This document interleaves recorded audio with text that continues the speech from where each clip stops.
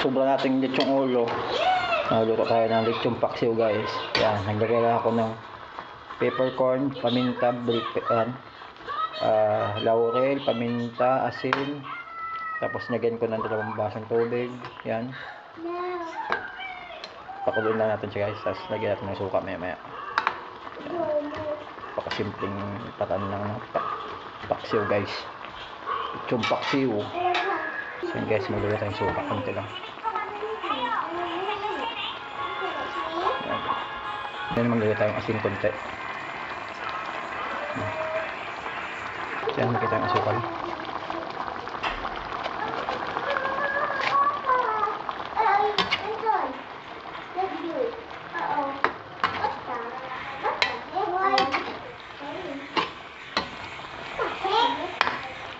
Chumpaksiw.